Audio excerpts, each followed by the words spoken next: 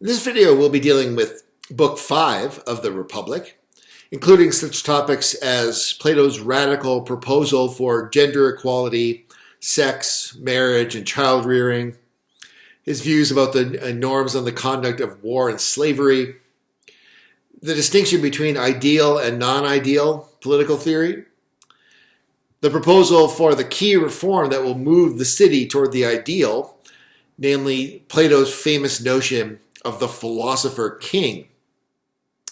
And also, in the conclusion, we'll move towards his characterization of the true philosopher and the laying of the ground for this distinction with his differentiation between the power of knowing and the power of believing, between knowledge and belief or opinion, and the different objects that he thinks that these have. Knowledge being directed towards the forms of things, and belief being directed towards particular things. Now, Book 5 begins with a kind of dramatic moment, a minor dramatic moment, when Adeimantus and the whole company pressed Socrates to tell him what he meant when he was referring to the guardians having women and children in common, sharing everything in common as friends. What are you talking about? They ask him.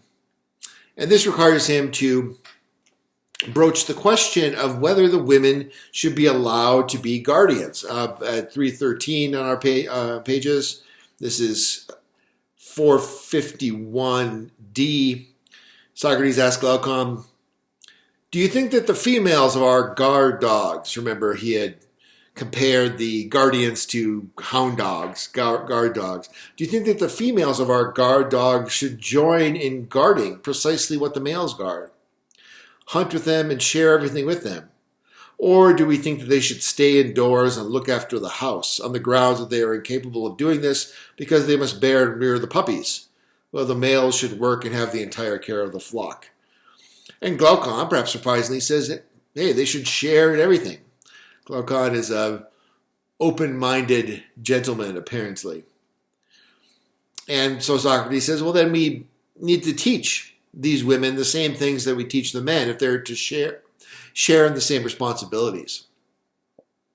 Now, the initial reaction that this provokes is the worry that this means physical training as well. And physical training among the Greeks was carried out in the nude, in public spaces, a public gymnasium. Of course, there would be only men there, wrestling, running, training, lifting weights, or whatever it might be. And Socrates' worry is that this will be the biggest cultural obstacle. Not so much from prudishness, it seems, but from a kind of sense of the ridiculous attaching to this idea. What do you mean women are going to be running around naked? This is just, it would strike people as funny, as silly, as ridiculous. And perhaps not so much as we might be worried about now as salacious or demeaning or exploitative or something like that. He doesn't seem to be worried about that. He's just worried about the ridiculousness of this spectacle. But he points out that this is, Socrates that is, points out that this is merely due to the unfamiliarity of it. And so the larger point, I think, being made here is what Socrates says in 314 in the left-hand column towards the bottom, that it is a fool who finds anything ridiculous except what is bad, or tries to raise a laugh at the sight of anything except what is stupid or bad. Or putting it the other way around, who takes seriously any standard of what is beautiful other than what is good. Any standard of what is beautiful or noble or fine other than what is good. Anyone who takes any standard other than that is a fool. So the point that this illustrates here is that we shouldn't allow ourselves to be straitjacketed by conventional beliefs, by a sense of the ridiculous, or even a sense of shame that perhaps is not solidly founded, that's based rather merely just on unfamiliarity or knee-jerk reactions, rather than really thinking through whether there is anything wrong with this. Is there anything wrong with, exercising in public naked? Maybe there is, maybe there isn't, but we should come up with a rationale for one judgment or the other and not just react in a kind of reflexive way at something that strikes us as strange, so we make fun of it because it makes us anxious or whatever. So I think that's the important point that's being made there beyond the particular issue at hand. Now, it's clear from the exchange that Socrates has here with Glaucon over this issue of accepting women into the guardians, that Plato does think it's an obvious fact that men and women have different natures. However, the question is whether the difference is pertinent to the job. And so another important point that Plato makes around 315 in our text, 354, 355, around there, is that the question of nature and differences in nature is relevant only if the difference is pertinent to the job. If it isn't, there's no reason for women to be excluded. And this, of course, can seem obvious to us, but revolutionary at the time, not to mention for the next 2,000 odd years, for the most part, in Western society. So Plato recognizes this, that the different natures of men and women don't necessarily imply that they should have different tasks. One needs to see. So we get a kind of principle of gender equality here at page 315 in the right-hand column. Speaking of both the male and the female sex, then, if one of them is shown to be different from the other in regard to a particular craft or pursuit, we will say that it is the one who should be assigned to it. But if it is apparent that they differ in this respect alone, that the female bears the offspring while the male mounts the female, we will say it has not yet been demonstrated that a woman is different from a man with regard to what we are talking about, and we will continue to believe our guardians and their women should have the same pursuits. So we need to test. We need to see what are the natural aptitudes. He describes the nature of such testing on page 316, the top left-hand column. So this is the idea describing what is meant by one person being naturally well-suited for something and a naturally unsuited. So what do we mean by that? Saying that you're well-suited for that, you're unsuited. I think this is not very often made explicit, but it's made explicit here. That the one learns it easy and the other with difficulty. That the one, after a little instruction, can discover a lot for himself from the subject being studied, whereas the other, even if he gets a lot of instruction and attention, does not even retain what was taught, and the bodily capacities of the one adequately serve his mind, while those of the other obstruct this. It's a good description there of the differences between people. If you learn something with difficulty, if you find yourself, after a lot of instruction, you're still not getting it, if you don't retain what you were taught, if you immediately forget what you were taught, and with regard to physical capacities, if your body just won't do what your mind is telling it to do, then you don't have a natural aptitude for something. You're not suited for that job. And there's not necessarily any shame in it, but it just may be that this is the way nature has made you. Perhaps nature hasn't made you to study philosophy, because when you try to study it, you find that only after a lot of instruction, you're still not getting it. You forget what you're taught, and no matter how much you try, you keep revising and writing your essay, and it's just not working. Perhaps you're not well suited. And that's just the way it is.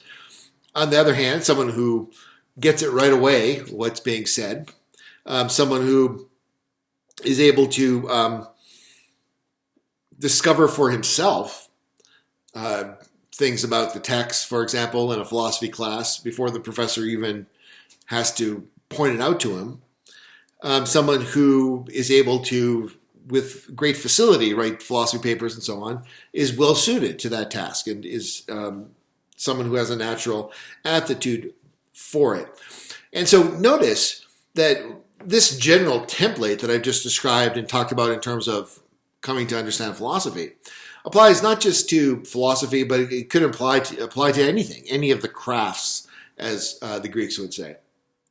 And also notice that nothing in here pertains to gender. It doesn't matter whether you are male or female. What matters is whether you're able to learn in the way described, whether you're able to move ahead on your own in that area or that craft well, or whether you're lagging behind in that craft. So that's the key thing. And he doesn't think that there's any a priori reason to believe that women can't do this as well as men. But lest we pat Plato on the back too hard, it's clear that he believes that men in general turn out to be, in fact, superior to women in general in most crafts. And not merely in physical strength. He says in all these ways, men tend to be superior. In things practiced by human beings, men tend to be superior on average. So he does have that view, which, of course, today would be, shall we say, controversial. But he is, it seems, an absolutist when it comes to equality of opportunity. So every individual woman should be allowed in the city to compete on an equal basis with men. And it may be that fewer, maybe even many fewer, will make it into the guardian class than the men. Although implicitly, as we'll see in a minute, it seems like he's assuming some kind of rough equality. So he seems to be reasonably optimistic that at least a fairly large percentage of the guardians would be women. But there may still be more men, but that doesn't mean anything in terms of the opportunities for each individual woman. Each individual woman still should have a chance to prove her merit, prove her worth. But the standard here, the basis is nature. The basis is nature. It's not anything other than what kind of natural endowment a particular individual has been given. There's no assumption of some kind of feminine essence that anyone who has that particular biological form has to be limited by. So women should even be allowed in the army, although they will be assigned the lighter tasks, he says, 317 left on the bottom. Even more radical are Plato's suggestions for procreation and child rearing, which begins 317 in our text.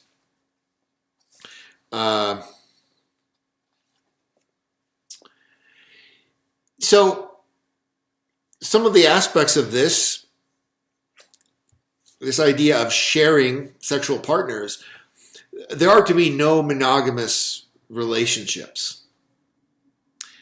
So individuals are going to mate with other individuals, but there aren't going to be any kind of exclusive pairings, any exclusive couples, anything like that. There's not going to be any domestic privacy. Every one of the guardians live together barrack style, so there's going to be no coupling up and living as couples in private homes or anything like that. And all the children are to be raised in common as well, with the identity of their parents being kept secret from them. So one doesn't know who one's child is. Although, of course, you might notice various family resemblances in the features of the child, but this is, I guess, in part going to be obscured by the fact that there's going to be, as we'll see, a kind of familial interbreeding that's going on here as well in the case of the guardian class. So all of these measures, these extreme measures of no monogamous relationships, everyone basically potentially mating with multiple partners, no domestic privacy, all children raised in common. All of this is in the name of two main objectives. First of all, eugenics, and second of all, solidarity. Eugenics and solidarity. So eugenics, breeding the best. Plato says that the guardians, male and female, will be the best. The guardians will be the best of citizens. He says 456e. So the best women and the best men. And if we want to produce the best offspring, he says we should mate the best women with the best men. So there's a kind of breeding program that is inspired by the way in which farmers, herders breed their stock. Whether you're breeding dogs or birds, you don't take your best bird and breed it with a sickly bird, or take your best dog and breed it with a sickly dog. You breed the best with the best in order to get the best. And he says, Socrates on 319 in the left-hand column, it follows from our previous agreement that the best men should mate with the best women in as many cases as possible, while the opposite should hold of the worst men and women, and that the offspring of the former should be reared, but not that of the latter, if our flock is going to be an eminent one. And all this must occur without anyone knowing anything except the rulers. So whereas previously, Plato got a kind of metaphorical pat on the back for his far-sighted feminism and relative egalitarianism, now we, of course, coming in the 21st century, hear echoes of 20th century racist policies in places like the United States and preeminently in Nazi Germany, where you had this kind of program like the Lebensborn program, for example, in Nazi Germany, of breeding supposedly high-quality SS men with good Aryan women and this kind of thing. And conversely, what Plato also recommends here in Nazi Germany, you had the sterilization of those who were deemed to be inferior and unfit for procreation. But Plato, of course, is writing many centuries before and with a clear conscience on this issue. He takes it for granted that, of course, if you want to have the best city, you need to have the best people running the city. And among this guardian class, you want to preserve the quality of the individuals. And the best way to do that is to mate the best with the best, so the offspring has the talents, abilities, and natural advantages of both parents. So, and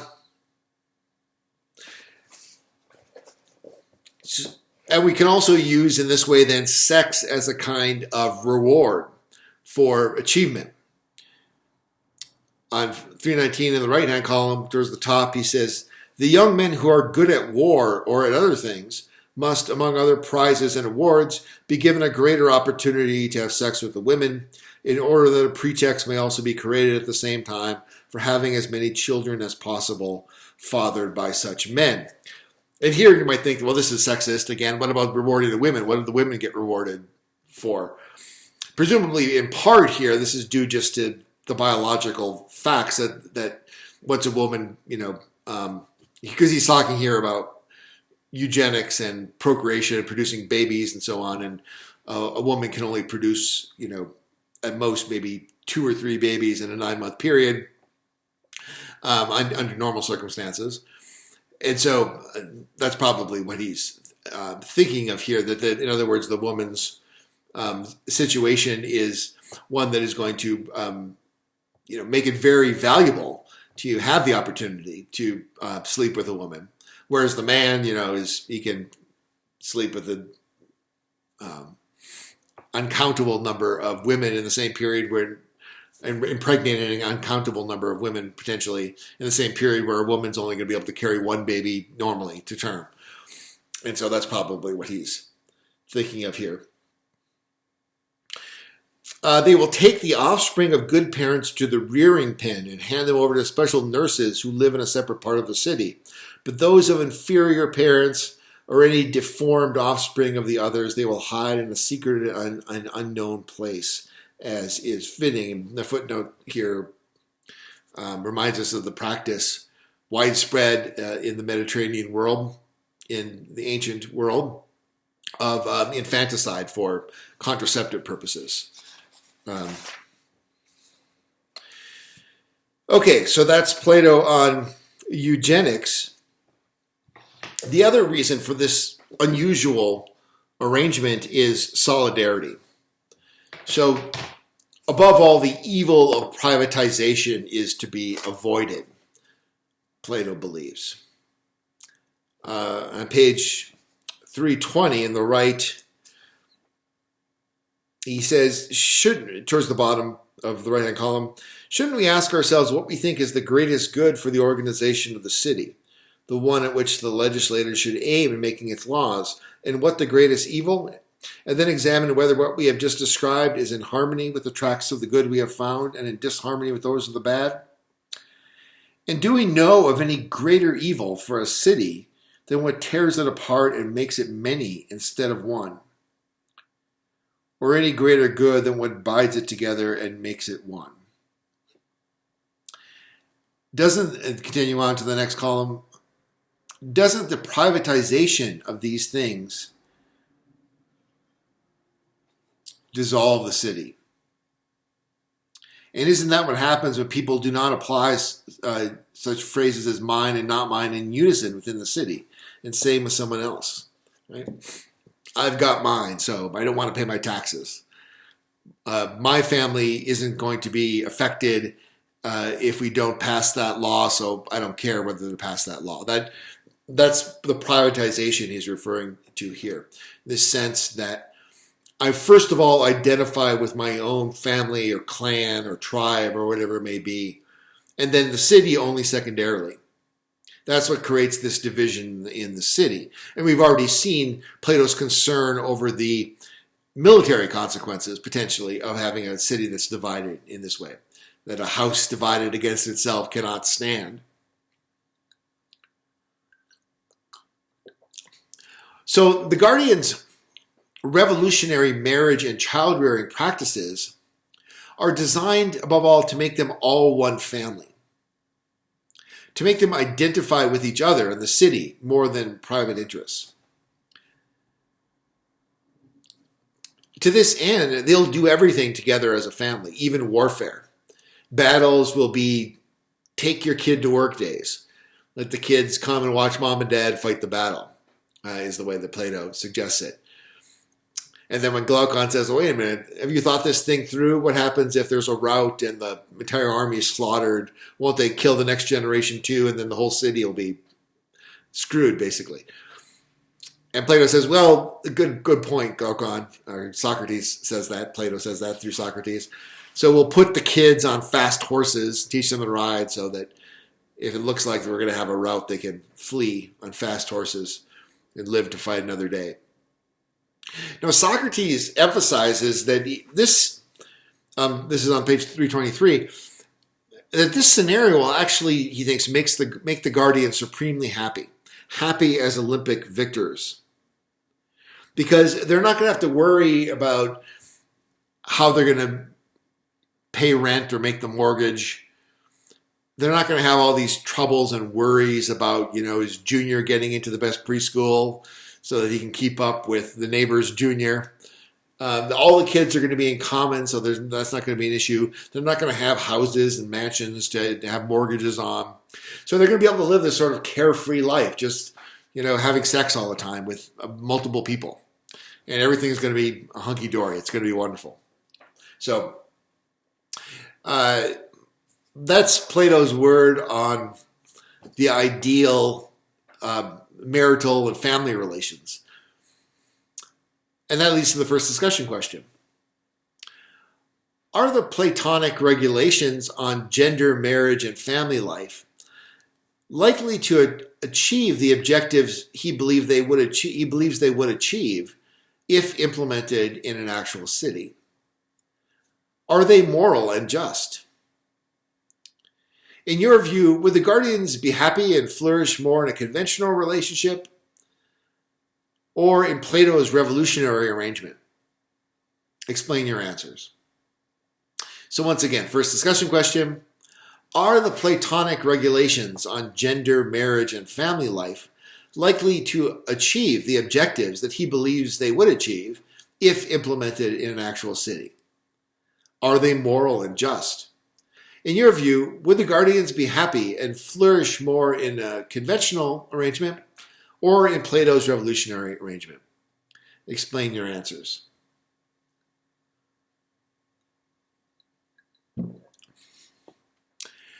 Plato's depiction of the family arrangements of the guardians ends with a portrayal of their common engagement in warfare, which provides a segue for Plato to complain about Greek disunity. The Greece of his day was divided into many warring city-states, as you probably know, or as we've perhaps discussed, even though there was a common cultural consensus and a shared natural identity as Greek versus barbarian.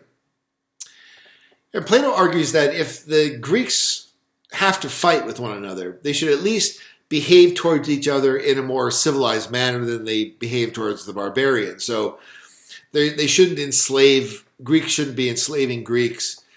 Greeks shouldn't be having a kind of total warfare against their neighbors, burning down their cities, salting their fields so they can't grow crops, that kind of thing. They should behave towards each other as brothers, and if there's disagreements, consider them to be disagreements between the rulers of the cities or the governments rather than between the Greeks themselves. Okay. So following this excursus into gender and family, we get back on track to the main line of argument. Glaucon returns the conversation to a major issue. Is this imaginary city viable? Is it the kind of thing that could ever become a reality? Now, Socrates complains a bit that this is, strictly speaking, an unfair question. So on page 327, he says, this is on the bottom corner of the right-hand column, It was in order to have a model that we were inquiring into the nature of justice itself and of the completely just man, supposing he could exist and what he would be like if he did. And similarly with injustice and the most unjust man. We thought that by seeing how they seemed to us to stand with regard to happiness and its opposite, we would also be compelled to agree about ourselves as well. That the one who was most like them would have a fate most like theirs. But we were not doing this in order to demonstrate that it is possible for these men to exist. So in other words, the theoretical construction of the city was not originally introduced in order to do work in political philosophy, let alone in practical politics or legislative policy making or anything like that. Plato thinks it's an unrealistic demand to expect the perfect city to ever be actualized in the real world. However, still, a theoretical ideal can be potentially useful. Socrates says, this is bottom of 328 in the left-hand column, then do not compel me to demonstrate the city, as coming in practice exactly as we have described it in speech. Rather, if we are able to discover how a city that most closely approximates to what we have described will be founded, you must admit that we have discovered how all you could have prescribed could come about. Then it seems we should try to discover and show what is badly done in cities nowadays that prevents them from being managed in our way, and what the smallest change would be that would enable a city to arrive at our sort of constitution. Preferably one change, otherwise two, otherwise the fewest in number and least extensive in effect. So there's a kind of picture here of how political philosophy is to operate that sometimes is described, and this is made famous by John Rawls, the 20th century American political philosopher. The distinction between ideal versus non-ideal theory. And the idea is this, that if you're trying to decide, for example, what justice is in a political society, it makes sense to proceed by, first of all, imagining perfect justice, what the ideal situation would be. Oftentimes people proceed this way also in their everyday lives when they're trying to decide, like, what should I do with my life? Sometimes it makes sense to just imagine if you came across an Aladdin's lamp or something like that, and you rubbed it and a genie came out and gave you 3 wishes. You could have anything you wanted. What would you wish for? You don't necessarily expect realistically in your actual life that you're ever going to achieve that ideal, but sometimes it's useful to provide you with a point of orientation, to have a sense in mind of what the ideal is. And that's what Plato's imaginary city, his city of words, as he will call it, is meant to be. It's meant to be the ideal, the template, the ideal model that orients us. But at the same time, it's useful to have a theory of how we are going to approach that ideal as much as we can. And this would be the non-ideal theory. That is, given that we accept we're never going to have the perfect situation in the city, what can we do to make our situation better? Right? So, the ideal's up here.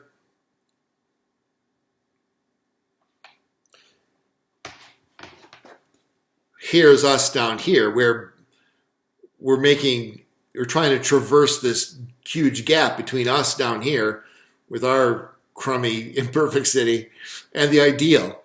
What the ideal theory does is tell us what this ideal is. It's concerned exclusively with this.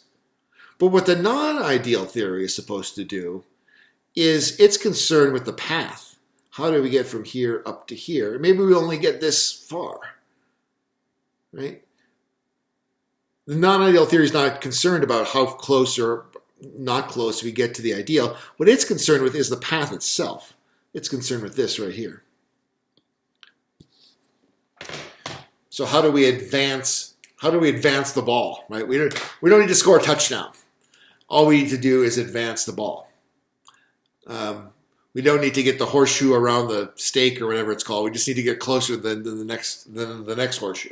That kind of idea. So we're trying to approximate, as Socrates says. And how are we going to approximate? And he says that what we should ask ourselves is, what changes can we make in the current state of affairs that are going to move us closer to the ideal? And if possible, we should choose small changes first. We want to try to have the small changes, and then if we need to make bigger changes later on, we'll figure that out later. So we start with if we could make just one small change that would have a big impact, that would be the most desirable thing for us to do. Now, the small change that Socrates says will have the greatest impact in the city is a highly controversial one. In a famous passage, Plato introduces the notion of the philosopher king. Philosopher king. This is same page 328 on the right-hand column. Until philosophers rule as kings in their cities, or those who are nowadays called kings and leading men become genuine and adequate philosophers, so that political power and philosophy become thoroughly blended together, well, the numerous natures that now pursue either one exclusively are compelled not to do so. Cities will have no rest from evils, my dear Glaucon, nor, I think, will the human race. And until that happens, the same constitution we have now described in our discussion will never be born to the extent that it can, or see the light of the sun. It is this claim that has made me hesitate to speak for so long. I saw how very unbelievable it would sound, since it is difficult to accept that there can be no happiness, either public or private, in any other way. Now, as we know, philosophers have a mixed reputation in the Greek world of the time, which Plato plays up for laughs. If you look at Glaucon's immediate response, where he says, Socrates, when people hear you say this, they'll throw their cloaks off and strip for action, snatch any available weapon, and make a headlong rush at you. Such is the animus against philosophers. And now, obviously, the attitude that one takes towards Socrates' suggestion is going to be shaped by the idea of the philosopher that one is working with. And in particular, Plato needs to show that there are, in fact, people who are suited both to engage in philosophy and run the city. This is the beginning of another long digression, this time a digression into the theory of knowledge and metaphysics. So the starting question in this segment of the Republic is, who actually is the true philosopher? Who actually is the true philosopher? And so Socrates says that, contrary to the way it is today, where philosophers tend to specialize, I'm a metaphysician, I'm an ethicist, I'm a philosopher of science or whatever. For Plato here, the philosopher is like a wine lover, a lover of every kind of learning and knowledge, in the same way that a wine lover loves every kind of wine. Maybe you don't have to love every kind of wine to be a wine lover. Maybe you could do without White Zinfandel or what have you. But we wouldn't call a person a wine lover if they only loved, let's say, Burgundy, or if they only loved Pinot Noir and nothing else. We would tend not, you could have a favorite, but we would tend not to call someone a wine lover if they were discriminate in that way. Even if they only love red wine. Are you a wine lover if you only love red wine? Probably not. And so that's what the true philosopher is. Philosopher will eat it all up. Philosopher just loves learning per se and loves seeing the truth, as Socrates says. This will involve learning to love the forms of things. So we see once again here reintroduced, as we did in the Meno and the Symposium, the Phaedo, the theory of the forms. So Socrates explains the notion of the form of a thing in the following way on page 330, around 476a. He says, since beautiful is the opposite of ugly, they are two things.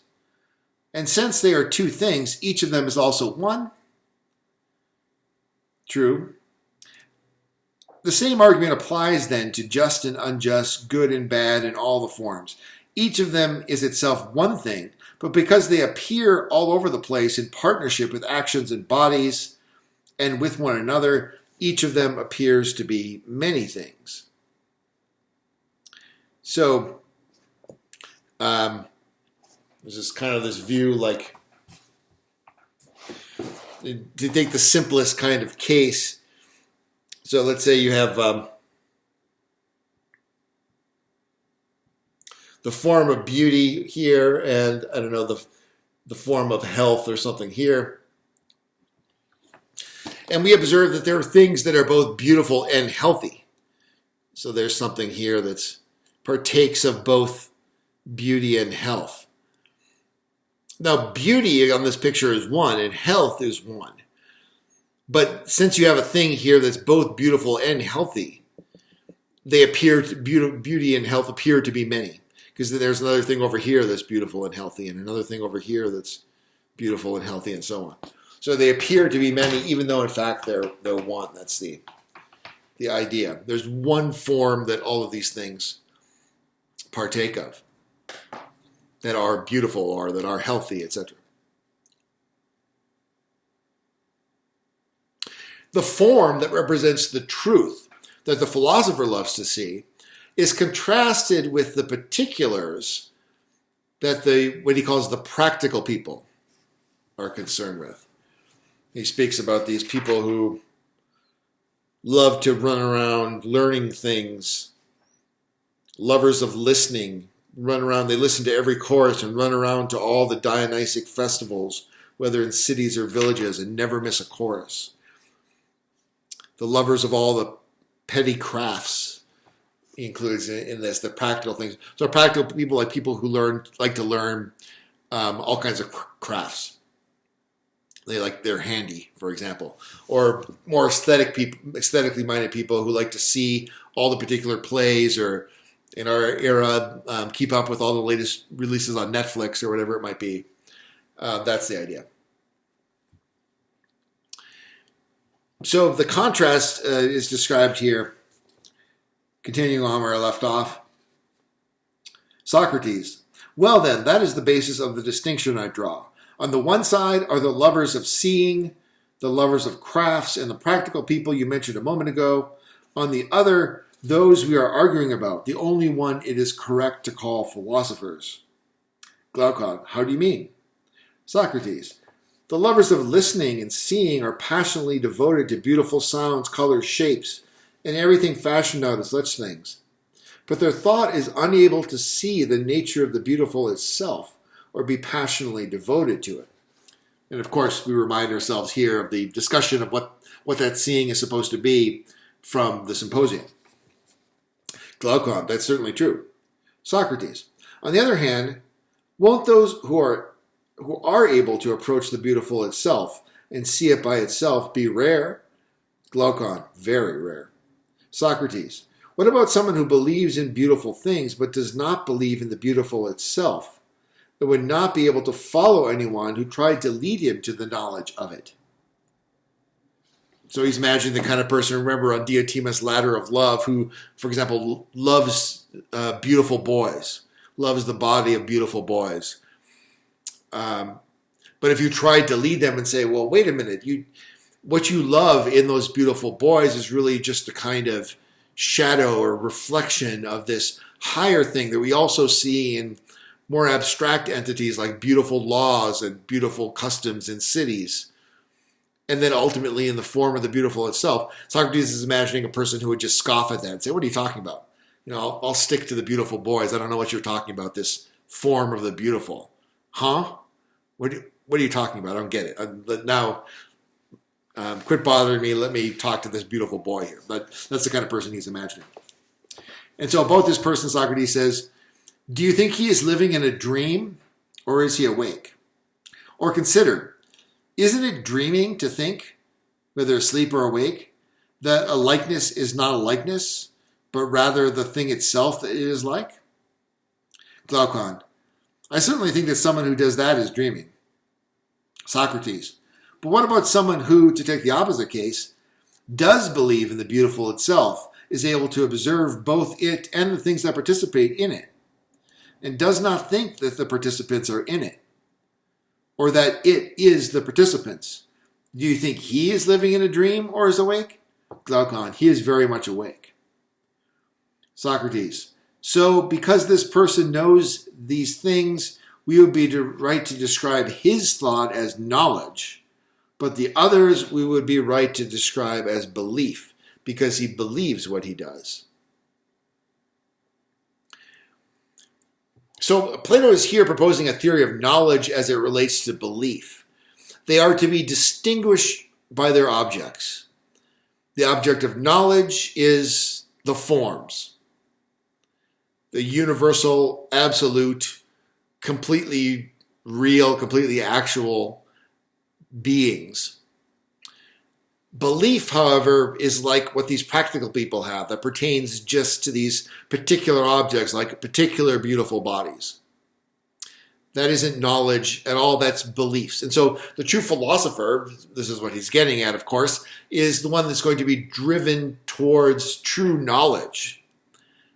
Truth in the complete sense, which is of a completely real object, what completely is, namely the forms. So the picture is, just to kind of cement this,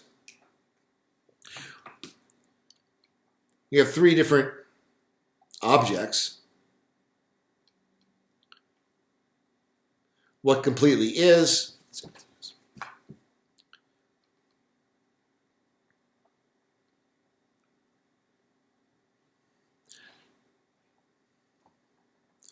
what is and also is not, and then what in no way is. In other words, the counterpart to what completely is, this would be complete non-being.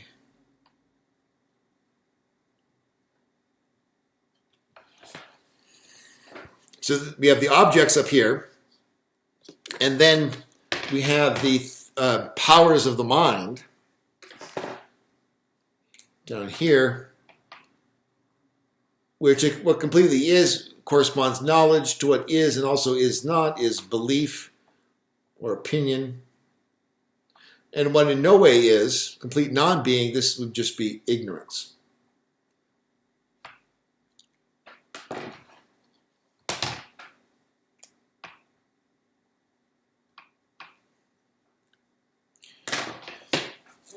So the idea is that these powers are going to be directed towards their own distinctive object.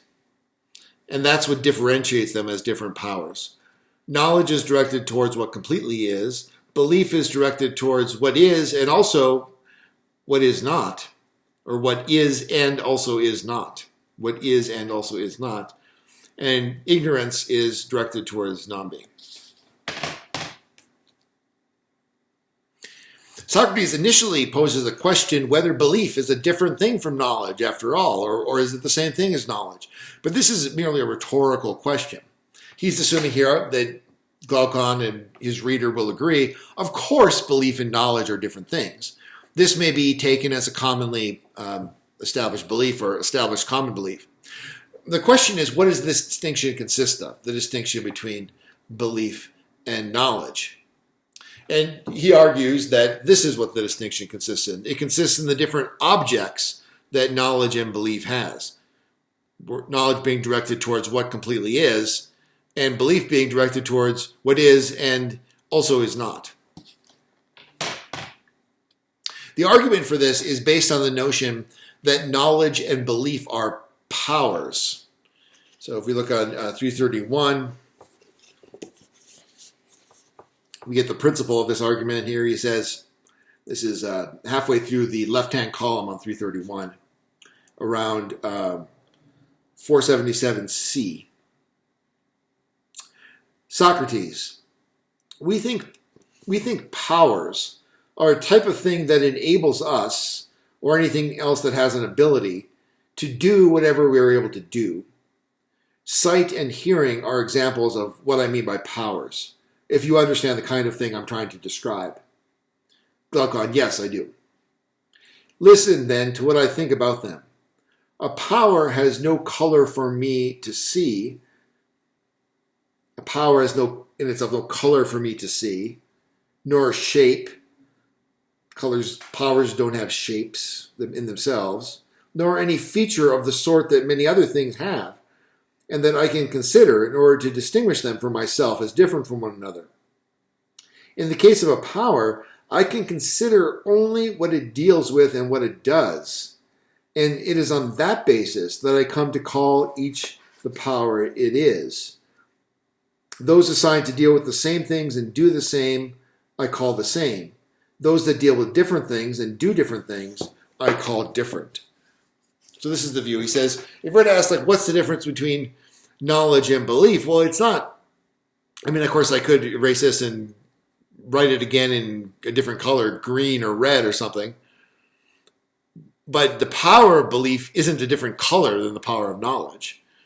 Nor are there any other similar features by which I could distinguish them. The only way I distinguish powers is in terms of what they deal with. So it's at this level, at the level of the different objects that they deal with, that I'm able to distinguish knowledge from belief, and similarly with all the other powers. That's the principle here. So from this, he constructs the following argument, which we can reconstruct as follows. And this unfolds in the next page or so. Premise 1. Knowledge and belief are two different powers. Premise 1. Knowledge and belief are two different powers. Premise 2. Powers are differentiated on the basis that they deal with different things and do different things. Premise 2, powers are differentiated on the basis that they deal with different things and do different things. Premise 3, thus knowledge and belief must deal with different things and do different things. Premise 3, thus knowledge and belief must deal with different things and do different things. Premise 4, knowledge deals with what completely is. Think of that as one word, hyphens, what completely is. That's what knowledge deals with. With what completely is. Premise 4, knowledge deals with what completely is. Premise 5, hence belief must deal with something other than what completely is. Premise 5, hence belief must deal with something other than what completely is. Premise 6, the thing that each belief deals with must be a single thing, a something. Premise 6, the thing that each belief deals with must be a single thing, i.e. a something. Premise 7, complete non-being is not a single thing, not a something. Premise 7, complete non-being is not a single thing. Premise 8, hence neither does belief deal with nothing. Premise 8, hence neither does belief deal with nothing. Conclusion, belief must deal with something that is in between what completely is and complete non-being. Belief must deal with something that is in between what completely is on one hand and complete non-being on the other. Something in the in-between range. So once again, the argument is this. Knowledge and belief are two different powers. Powers are differentiated on the basis that they deal with different things and do different things. Thus, knowledge and belief must deal with different things and do different things. Knowledge deals with what completely is. Hence, belief must deal with something other than what completely is. The thing that each belief deals with must be a single thing, a something. Complete non-being is not a single thing, not a something. Hence, neither does belief deal with nothing. Belief must deal with something that is in between what completely is and complete non-being. The question next arises, of course, just what is it that lies in between complete non-being and complete being, and complete non-being in this way? What lies between complete being and complete non-being in this way? In other words, what is this? What is and also is not that lies between complete being and complete non-being in this way? What is this? Socrates explains why this can be nothing other than the particular things that lie in between the unchanging absolute form and absolute non-being. So the right-hand column of 332 there, he says, "My good fellow, we will say, of all the many beautiful things, is there one that won't also seem ugly? Or any just one that won't seem unjust? Or any pious one that won't seem impious?" Glaucon, there is not. On the contrary, it is inevitable that they would somehow seem to be both beautiful and ugly. And the same and the other things you asked about. Socrates, what about the many things that are doubles? Do they seem to be any the less halves than doubles? No. And again, will things that we say are great, small, light, or heavy be any more what they say they are than they will be the opposite? No, each of them will always be both. Then is each of the many things any more what it says it is than it is not what one says it is? Glaucon says, nope. So Socrates concludes, or asks rather, next page there, do you know what to do with them then, or anywhere better to put them than in between being and non-being? Surely they cannot be more opaque than what is not by not being more than it, nor clearer than what is by being more than it. So Socrates' proposal here seems to be that particular x's are only x relative to some other thing. They're not absolutely x. For example, this is clearest in the case of the numerical example. For example, 4 is double in relation to 2, but not in relation to 8. We might say, in a certain sense, it is a nothing or non-being of double in relation to 8. It's an awkward way to put it, but its doubleness is nothing in relation to 8. It is a non-being. It is a nothing of doubleness in relation to 8. But it is double in relation to 2. So it's both double and not double at the same time. And the point is that this principle can be extended to all the particular things because none of them are absolute. This is what he's playing off of here. The form is absolute. The beautiful form is beautiful in itself, not relatively to any other thing. But beautiful things are only relatively beautiful. So a dog might be a beautiful dog. You might say to your neighbor, that's a beautiful dog, and it's called beautiful. But the dog is not beautiful in relation to a beautiful human. Similarly, a beautiful human might not count as beautiful compared to a beautiful star or beautiful constellation in the heavens, or a diamond or something like that. A beautiful human isn't beautiful in relation to the view of the earth from outer space or something along those lines. So things have the qualities they have only relative to other things. And that means that they both are and are not at the same time.